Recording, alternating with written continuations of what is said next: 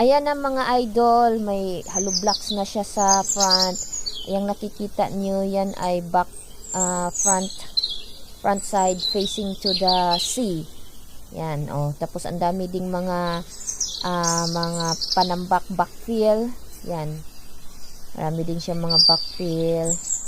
Yan, mga idol. Yan ang front view sa dagat, mga idol. So, ito yung progress. Yan ay sa hagdan. Ito yan ang hagdan.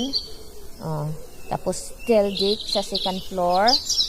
Tapos, yan ang progress natin ngayon, mga idol.